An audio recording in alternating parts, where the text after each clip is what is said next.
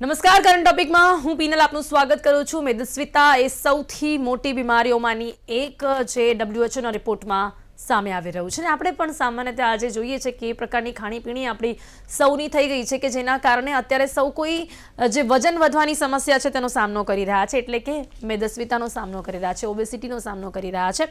WHOના જે આંકડાઓ આવ્યા છે, WHO એટલે કે વિશ્વ આરોગ્ય સંસ્થા, અને એના આંકડાઓ હોય એટલે ચોક્કસપણે આપણે તે આંકડા ઉપર નજર પણ કરવી પડે અને સાથે ચિંતા પણ કરવી પડે, કારણ કે ભારત દેશમાં એક બહુ જ મોટી સમસ્યા તરીકે ઉભરીને આવી રહી છે. ICMRના અહેવાલ મુજબ 10 વર્ષોમાં સ્થૂળતાના કેસોમાં 25% વધારો થયો છે. મેદસ્વીતા દુનિયાભરમાં દર વર્ષે આશરે 2.8 મિલિયન લોકો તેના કારણે જીવ ગુમાવી રહ્યા છે. જી હા, એક ખૂબ જ મોટી ચિંતાજનક બાબત એ છે કે ન માત્ર કેસોમાં વધારો થઈ રહ્યો છે, એટલે ઓબેસિટીમાં વધારો થઈ રહ્યો છે, પરંતુ તે ઉપરાંત હવે એવા આંકડાઓ સામે આવ્યા છે કે જેમાં એવું પણ જાણવા મળી રહ્યું છે કે લોકો સ્થૂળતાના કારણે તેમની મૃત્યુ પણ થઈ રહી છે અને દર વર્ષે આશરે 2.8 મિલિયન લોકો જીવ પણ ગુમાવી રહ્યા છે. 2050 સુધીમાં વિશ્વમાં પુખ્ત વયના અડધાથી વધુ લોકો મેદસ્વીતાનો શિકાર હોઈ શકે છે, જે પ્રકારે અત્યારે આ આંકડાઓ વધતા જોવા મળી રહ્યા છે. અને એટલા જ માટે આ ચિંતાનો વિષય છે કે જો 2050 સુધીમાં આ આંકડાઓ એટલા વધી જશે તો ક્યાંક દરેક એક વ્યક્તિ એવું કહી શકાય છે કે ક્યાંક ઓબેસિટીનો શિકાર બની શકે છે. તો જે પ્રકારે અત્યારે આ જે આંકડાઓ આપણી સામે આવી રહ્યા છે તેના ઉપર જ્યારે આપણે નજર કરી રહ્યા છે ત્યારે મેદસ્વીતા સૌથી મોટી શારીરિક સ્વાસ્થ્યને લગતી બીમારીઓમાંની એક અત્યારે હાલ જોવા મળી રહી છે, જે WHOના આંકડાઓ કહી રહ્યા છે. અને એની સાથે જ શહેરોમાં સ્થિતિ વધુ તીવ્ર જોવા મળી રહી છે અને ભારતમાં 10 વર્ષમાં કેસો 25% વધી ગયા છે. જો કે ગ્રામીણ વિસ્તારમાં પણ આ બીમારી છે, પરંતુ શહેરી વિસ્તારમાં આ બીમારી વધુ જોવા મળી રહી છે, કારણ કે વી ઓલ નોઝ કે શહેરી વિસ્તારમાં, સિટીમાં અત્યારે લોકોની ખાણીપીણી જે છે ખૂબ જ બગડી ગઈ છે. એની સાથે એમની જે દિનચર્યા હોય છે તે પણ ક્યાંક કેટલી બગડતી જોવા મળી રહી છે. બેઠાડું જીવન થઈ ગયું છે. તેના કારણે શહેરી વિસ્તારમાં આ વસ્તુ વધુ જોવા મળી રહી છે. અને દિલ્હીમાં 41% જે સ્ત્રીઓ છે તેઓ ઓબેસિટીનો શિકાર જોવા મળી રહી છે. 6 થી 16 વર્ષની વયના 22.8% બાળકો અને કિશોરો પણ મેદસ્વીતાનો શિકાર થયા છે. તો આ વિશે આજે વાત કરીશું, કારણ કે આ ખૂબ જ ચિંતાજનક વિષય છે. ત્યારે ડાયટમાં પણ શું સુધારો લાવવાની જરૂરિયાત છે અને તેની સાથે જ ઓબેસિટીનો શિકાર થઈ ગયા લોકો પણ કેવી રીતે જે ઓબેસિટી છે તેને મેન્ટેન કરી શકે છે તેના વિશે વાત કરીશું. જેની માટે મારી સાથે અહીંયા જોડાઈ ગયા છે દર્શના જૈન છે, જેઓ ડાયટિશિયન છે. ડૉક્ટર દર્શના, આપનું સ્વાગત છે. Welcome to the show. Doctor Malay Parekh પણ છે આપણી સાથે, જેઓ ખાસ ઓબેસિટી એક્સપર્ટ છે અને ડાયબેટોલોજીસ્ટ પણ છે. આ બંનેનું સ્વાગત છે. Welcome to the show. સૌથી પહેલા જી, અત્યારે જે આંકડાઓ આપણી સામે આવી રહ્યા છે, ડૉક્ટર દર્શના, એક ડાયટિશિયન તરીકે આ જ્યારે આંકડાઓ આપ જુઓ છો ત્યારે લાગે છે કે સ્થૂળતા જે વૈશ્વિક મહાસંકટ તરીકે અત્યારે આપણે જેને જોઈ રહ્યા છે તેનું સૌથી મહત્વનું જે કારણ છે તો એ ક્યાંક આજની ખાણીપીણી છે, જેના કારણે જ આપણા દેશમાં મેદસ્વીતા એ એક સૌથી વધુ મોટી શારીરિક સ્વાસ્થ્યને લગતી બીમારીઓમાંની એક અત્યારે માનવામાં આવી રહી છે.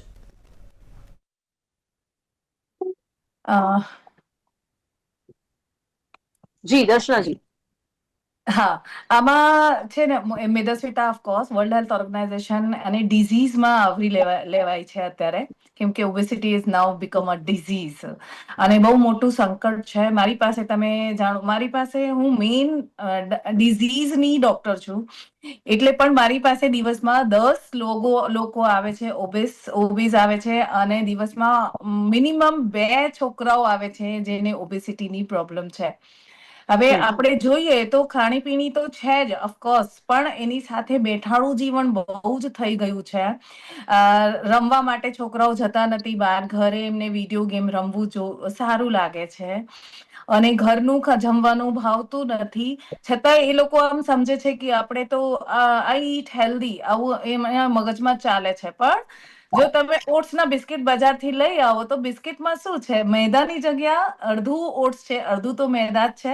પછી એમાં શુગર હોય અથવા સાકર હોય અથવા ગોળ હોય, એની સાથે એટલા બધા ફેટ હોય છે. ના, એ ખાલી આટલું જાણવા જરૂરી છે કે આ બધી જે બજારમાં પ્રોસેસ કરીને જે બી વસ્તુ મળે છે એ ખરેખર હેલ્ધી નથી હોતી. એટલે એનું લેબલ બી પડો, એમાં શું શું છે અને એવી રીતે ખાવાનું બને છે. પ્રોપર ઘરનું ખાઓ, પણ ઘરમાં બી કાપ્સ થોડું ઓછું કરો. ધારો કે તમે 3-4 રોટલી ખાતા હોય તો એક રોટલી ઓછી કેમ ના કરી શકાય? તો એક રોટલી થોડી ઓછી કરીને એની જગ્યાએ શાક, ભાજી, દાળ એ બધી વસ્તુઓ એડ કરો. એટલે આ બહુ મોટી સમસ્યા છે, અને જો આ ટાઈમે તમે નહીં ચેતવશો તો ઘણું મોટું પરિણામ ભોગવવું પડશે આનાથી. જી બિલકુલ સાચી વાત છે. એટલે ક્યાંક ને ક્યાંક બધી જ બાબત આપણી ખાણીપીણી પર આવે છે, આપણી ડાયટ ઉપર આવે છે. જી ડોક્ટર મલિક, ઓબેસિટી કન્સલ્ટન્ટ તરીકે આપની પાસે પણ કેટલા કેસીસ આવી રહ્યા છે, અને શું આપ પણ આ ફીલ કરી રહ્યા છો કે હવે ઓબેસિટીના કેસો વધુ આવી રહ્યા છે, ખાસ આપણા દેશમાં? યસ, આ બહુ સારો ને પ્રેક્ટિકલ ક્વેશ્ચન છે. આઈડીએફ એટલે કે ઇન્ટરનેશનલ ડાયાબિટીસ ફેડરેશને એવું કીધું છે કે તે ડાયાબિટીસ કેસ વધી રહ્યા છે, અને ઇન્ડિયા 2045 સુધીમાં નંબર 1 થઈ જશે. સાથે સાથે ઓબેસિટીના ટેસ્ટ પણ હવે વધી રહ્યા છે. પહેલા અમારી પાસે એટલા ઓબેસિટી ટેસ્ટ નહોતા આવતા, જસ્ટ ડાયાબિટીસ પેશન્ટ આવતા હતા. પણ હવે ડાયાબિટીસની સાથે સાથે એટલા જ ઓબેસિટી પેશન્ટ વધતા જાય છે. મેડમે કીધું પ્રમાણે ડાયટ અને આપણી લાઈફસ્ટાઈલ બહુ એમાં મહત્વનો ભાગ ભજવે છે. અને ઓબેસિટી એ બધા રોગોનું એક મૂળ છે.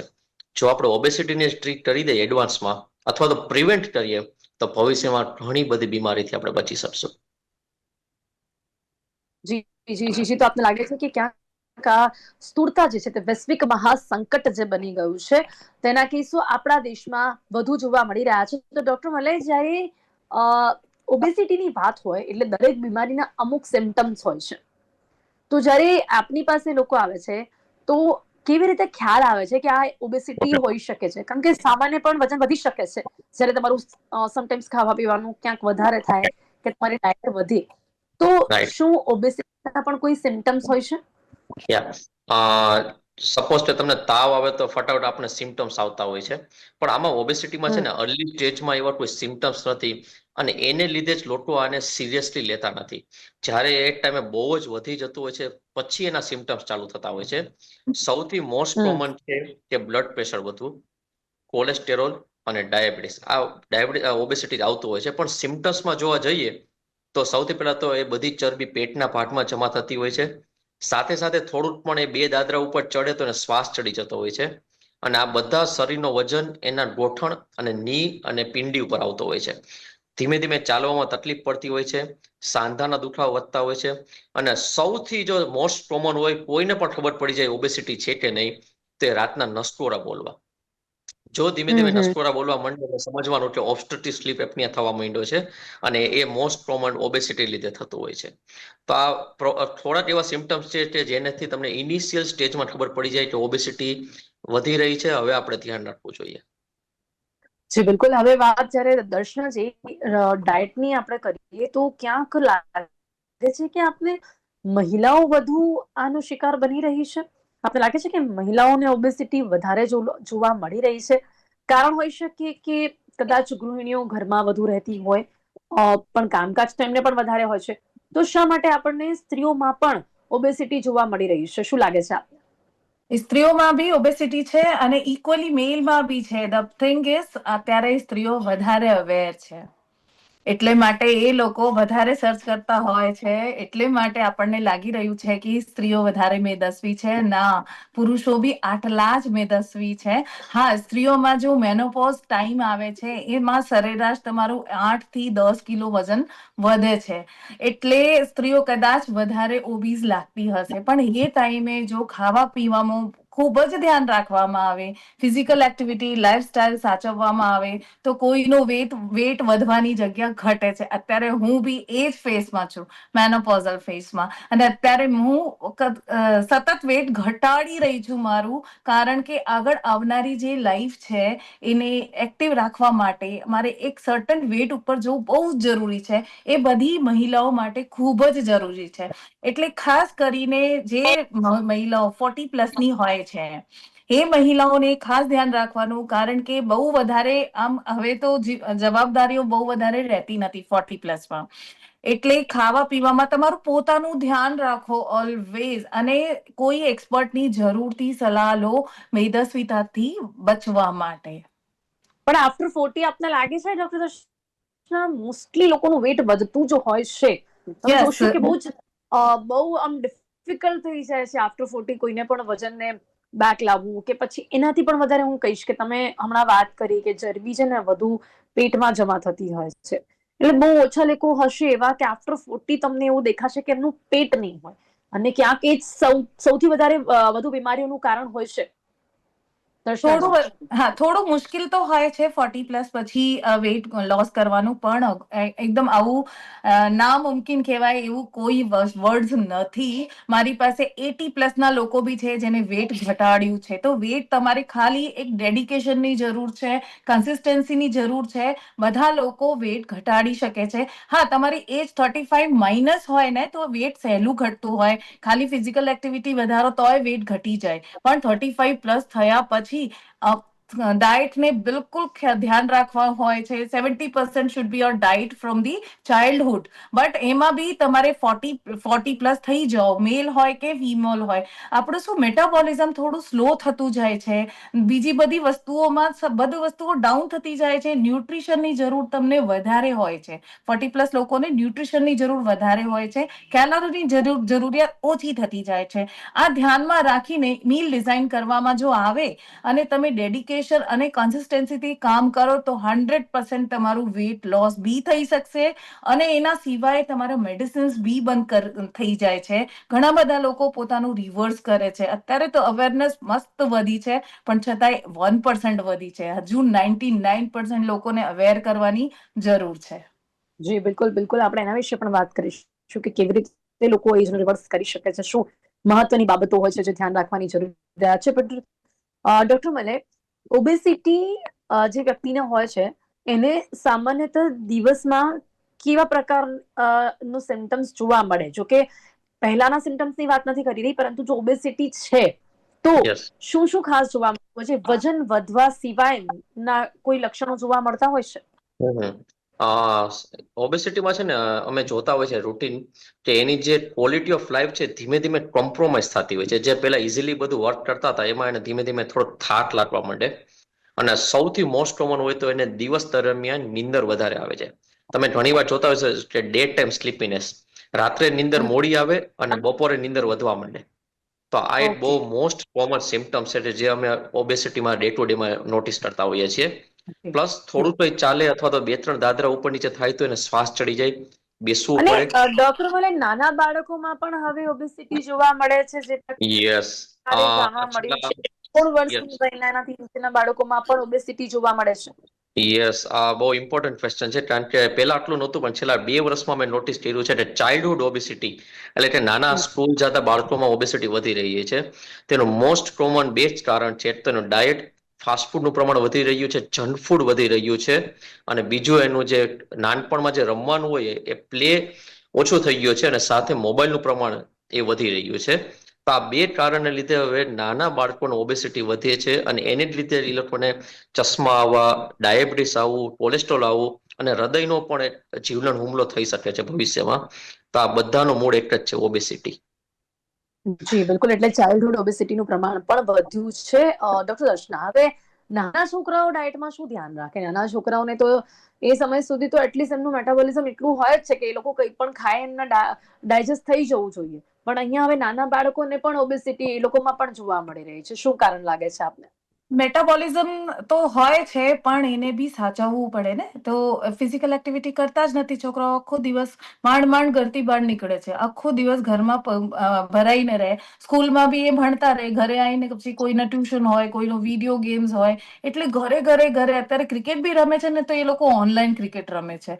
એટલે બહાર જતા જ નથી છોકરાઓ. તો મેટાબોલિઝમ એમનું ધીરે ધીરે ઘટતું જાય છે.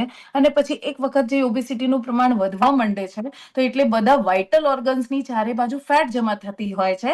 એના લીધે મેટાબોલિઝમ એમનું વધારે સ્લો થતું હોય છે. અને ખાસ ધ્યાન રાખવાનું કે છોકરાઓનું જે મેદસ્વીતા વધી જશે તો આખી જિંદગી એ વેટ લોસ માટે અહીંયા આમ ને તેમ ને રખડતા રહેશે. એની જગ્યા આ ટાઈમે મધર્સને ખૂબ જ સાચવાનું. એ લોકો, જે મેં પહેલા કીધું કે ઓટ્સના બિસ્કિટ લઈ આવે છે, આ તો હેલ્ધી છે. પછી મ્યુસ્લી લઈ આવે છે, આ તો હેલ્ધી છે. ખાલી એ જાણો કે એ બધી વસ્તુ હેલ્ધી નથી. હેલ્ધી એ જ વસ્તુ છે જે તમે ઘરે બનાવો છો, તમારે જાતે બનાવો છો. એટલે બધી મમ્મીઝને આ યુટ્યુબ ઉપર ઘણી બધી વેરાયટીઝની તમને પેલી મળશે, વિડીયોઝ મળશે. એ જોઈને એમને મન ગમતા વાનગીઓ બનાવીને આપી શકો છો તમે, ભલે વર્કિંગ હોય એટલે કે નોન મુસલી વર્કિંગ પણ હોય. હેલ્ધી નથી ડોક્ટર દર્શના, એ બહુ જ બિલકુલ, ઇમ્પોર્ટન્ટ ક્વેશ્ચન છે. બજારમાં જે મ્યુસ્લી છે, ના માત્ર બાળકો પણ, યંગસ્ટર્સ પણ આફ્ટર જીમ પહેલા પણ મુસલી ખાતા થયા છે. બહુ યસ, એ ફેમસ થઈ મ્યુસ્લી, ગયું છે લોકોની માટે ડાયટમાં. હા, it's a high in carbs, high in fat અને હાઈ વિથ, તમે સમજો, તમે ઘરે મુસલી બનાવીને મૂકો ને તો 15 દિવસથી વધારે નહીં ચાલે, એમાં વાસ આવવા માંડે છે. અને બજારની તમે 3 મહિના 6 મહિના સુધી પડી રહે છે. એટલે એમાં કેટલા બધા પ્રિઝર્વેટિવ હશે, યુ જસ્ટ ઇમેજિન. અને કાર્બ્સનું પ્રમાણ વધારે હોય છે. ઘરે આપણે બનાવીએ ને તો એમાં વધારે ડ્રાય ફ્રૂટ્સ નાખીએ છીએ. ઘરે આપણે બનાવીએ તો એમાં આપણે સ્વીટ ઓછું નાખીએ, અથવા તો સ્વીટના રૂપમાં આપણે મધ નાખીએ અથવા મેપલ સિરપ, એવી બધી વસ્તુઓ નાખીએ બજારમાં, કેમ કે એ બધી વસ્તુ બહુ મોંઘી આવે છે. હવે જે કમર્શિયલ મ્યુસ્લી છે, જો આટલી મોંઘી વેચશે તો કોઈ લેશે નહીં. એટલે એ સસ્તું કરવા માટે દે યુઝ પામ ઓઇલ, દે યુઝ પ્રિઝર્વેટિવ, દે યુઝ મોર કાર્બ્સ વધારે યુઝ કરે છે. પ્રોટીન તો નામનું પ્રોટીન હોય છે, ભલે એ હાઈ પ્રોટીન કહી દે, પણ એ ખરેખર હાઈ પ્રોટીન નથી હોતું. જ્યારે બી ભવિષ્યમાં જ્યારે બી તમે મ્યુસ્લી ખરીદવા માટે જાઓ બજારમાં, એનું લેબલ જરૂરથી જુઓ. લેબલ જોયા પછી તમને ખ્યાલ આવશે કે અરે, જેને હું આ બહુ હેલ્ધી સમજતી હતી, આ હેલ્ધી નથી, નોટ એટ ઓલ. એટલે એ બહુ કારણ કે ધ્યાન લેબલ રાખવા તો જેવી સાચા બાબત જ છે. લાગેલા હોય છે ને, આપણે માત્ર એટલું જોઈને પણ ખાઈએ ને તો આપણે આપણી ડાયટ નું ધ્યાન રાખી યસ, શકીએ છીએ. પણ ડેફિનેટલી. આપણે ખાલી સાંભળી લઈએ છીએ કે મુસલી હેલ્ધી છે એટલે દુકાન પરથી જઈને લઈ આવીએ છીએ, પણ દુકાનના પેકેટમાં આવતી બધી જ વસ્તુઓને સારું એક ડાઉટ નથી. તરીકે જુઓ અને બિલકુલ, એમાં ક્લિયર કરો એ તો ખાસ, ખરેખર એમાં શું ઇન્ગ્રેડિયન્ટ છે. યસ, એ ખાસ જાણવા જેવી બાબત છે કે એમાં એક તો FSSAI લાયસન્સ હોવું જોઈએ. એની એટલે જે આ લાયસન્સ હોય ને, તે લોકો ખોટું ના લખી શકે એના ઉપર. એટલે એ લેવલ પ્રોપર હોવું જોઈએ. અને જો ISO સર્ટિફાઈડ હોય તો બહુ જ સારું છે. પણ ISO જો ના હોય તો FSSAI સર્ટિફાઈડ તો જરૂરથી હોવું જોઈએ. એટલે તો એ લોકો લેબલ ઉપર સાચું લખે પછી. એટલે અને તમારે શું કરવાનું, ખાલી આ જાણી લો, આના ઉપર જોઈ લો કે આ લાયસન્સ છે.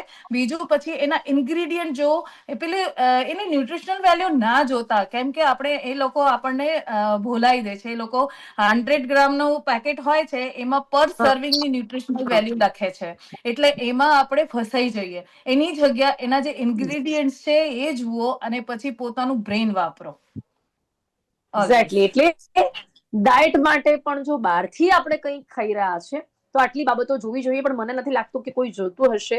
FSSAI છે કે નહીં, ISO સર્ટિફાઈડ છે કે નહીં, ઇન્ગ્રીડિયન્ટ્સ કેટલા છે, શું છે, કોઈ જ નહીં જોતું હોય.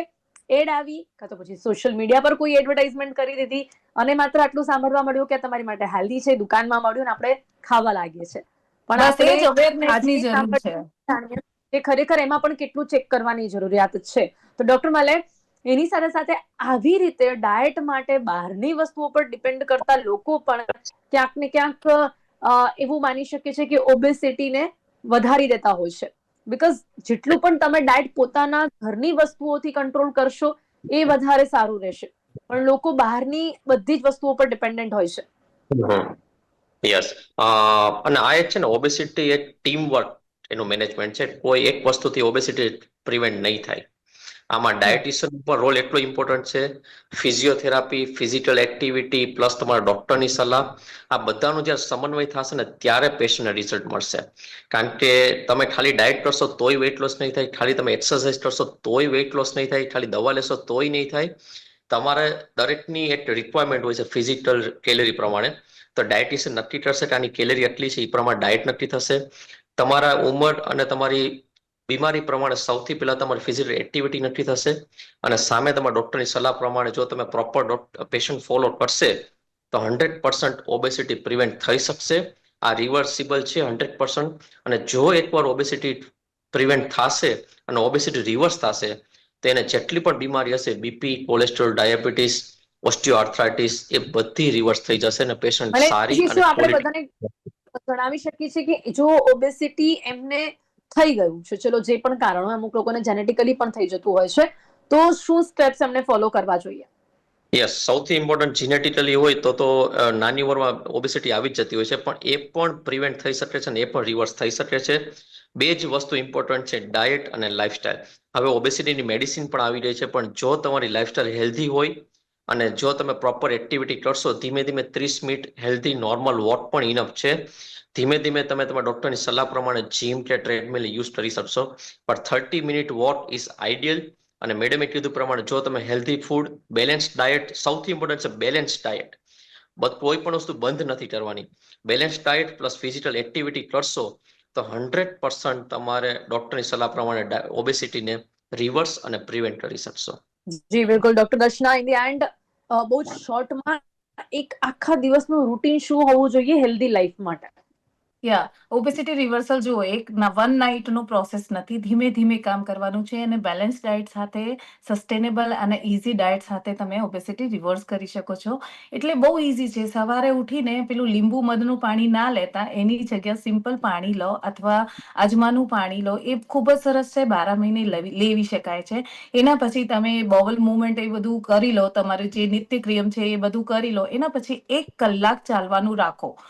જે સૌથી બેસ્ટ એક્સરસાઇઝ છે 1 કલાક ચાલવાની. અને જો 40+ ની એજ હોય તો એક ડે ચાલવાનું અને બીજા દિવસે સ્ટ્રેન્થ ટ્રેનિંગ કરવાની. એના પછી તમે 10 વાગ્યા પહેલા નાસ્તો કરી લો. નાસ્તામાં ઓછા ઓઇલના અને હાઈ પ્રોટીન, એટલે કે સ્પ્રાઉટ્સ હોય તે વધારે સારા રહેશે, અથવા દાલ રાઈસના આપણે પુડલા કે એવું કંઈ કરીએ, મગની દાળના પુડલા એવું કંઈ કરીએ. એની સાથે 1 કટોરી સેલેડ જેવું એવું કંઈ લઈ લઈએ. એના પછી જો ચાની ટેવ હોય તો બ્રેકફાસ્ટ લીધાના 1 કલાક પછી તમે ચા, કોફી કે એવું કંઈ લઈ શકો છો. ઓફકોર્સ મેદસ્વીતા ઘટાડવી હોય તો શુગર ટોટલી બંધ કરવી પડશે. એના પછી 12 વાગ્યાની આસપાસ કોઈ ભી પ્રકારનું કોઈ ભી ફ્રૂટ્સ લઈ શકાય. ભલે તમે મેદસ્વી છો કે નહીં, તમે યુ કેન હેવ બનાના બી લઈ શકો છો. જે તમારે લેવું હોય કોઈ બી એક ફ્રૂટ લેવાનું. અને પછી 2 વાગ્યા પહેલા તમારું લંચ પતાવી દો. જેટલી રોટલી તમે ખાઓ એટલી કટોરી તમારે દાળ લેવાની છે અને એટલી કટોરી તમારે શાક લેવાનું છે. આ ખાસ મૂળ મંત્ર છે, આ ધ્યાનમાં ઓકે. રાખો. ઓકે. જી પછી જી જી 4-5 વાગે જી. બધાને ભૂખ વધારે લાગતી હોય તો એમાં જ મોસ્ટલી લોકો જંક ફૂડ ખાતા હોય છે. એની જગ્યાએ તમારી કારમાં, તમારા ઓફિસમાં, તમારા ઘરમાં મૂકો. મખાના, ચણા, મમરા એવું કંઈ મૂકી શકાય તો એટલે એની સૂકી ભેલ બી કરી શકાય, અથવા સિમ્પલ મખાના લઈ શકાય. અને અત્યારે મમરા, વિવિધ જી પ્રકારના મમરા બજારમાં મળે છે. બધા મિલેટ્સના મમરા બી બજારમાં મળે છે. જી. એ બી લઈ શકાય, નોર્મલ રાતે મમરા રાત બી લઈ ખાસ શકાય. અને રાતે જી થોડું જી જી હલકું જી ભોજન ઝડપથી જી લેવું ડોક્ટર. જોઈએ. 8 જી વાગ્યા બિલકુલ, એટલે પહેલા રાતે બિલકુલ ખીચડી. ડાયટને પહેલાંથી જ કંટ્રોલ રાખશે, જે તમે જણાવ્યું કે આપણે જેના કારણે ઓબેસિટી જેવું કંઈ કે પછી વજન વધતા આપણને રોકી શકે, એવી રીતે આપણે આ દિવસની જે દિનચર્યા છે તે રાખવી જોઈએ. તો સમય અહીંયા સમાપ્ત થાય છે. ડૉક્ટર મલય અને ડૉક્ટર દર્શના બંને મારી સાથે જોડાયા, સાથે જ આ વિષય ઉપર લોકોને યોગ્ય માર્ગદર્શન આપ્યું, તે બદલ આપનો ખૂબ ખૂબ આભાર. Thank you so much. તો જ્યારે WHO એટલે કે વિશ્વ આરોગ્ય સંસ્થા અનુસાર દુનિયાભરમાં સ્થૂળતાની જે સમસ્યા છે ઝડપથી વધી રહી છે, ત્યારે આ ખૂબ જ મોટી ચિંતાજનક બાબત છે. તો વજન વધવાથી અલગ અલગ બીજી અન્ય બીમારીઓ પણ થાય છે. વજન વધવું હવે પોતે એક બીમારી છે. ઓબેસિટી પણ એક બીમારી જ થઈ ગઈ છે. એના કારણે બીજી અન્ય બીમારીઓ પણ થતી હોય છે. બીપી હોય કે ડાયાબિટીસ હોય, હાઇપરટેન્શન, આ બધું જ તેના કારણે થતું હોય છે. અને ઓબેસિટીથી હવે ડેથ પણ થાય છે. અને એટલા જ માટે તેને કંટ્રોલ કરવું જરૂરી છે. કેવી રીતે કરી શકાય છે, થઈ ગયું છે તો તમે કેવી રીતે તેને પ્રિવેન્ટ કરી શકો છો, તેના વિશે આપને જણાવ્યું છે. કરંટ ટોપિકમાં અત્યારે બસ આટલું જ. ફરીથી મળીશું નવા વિષયની સાથે. ત્યાં સુધી રજા આપશો. નમસ્કાર.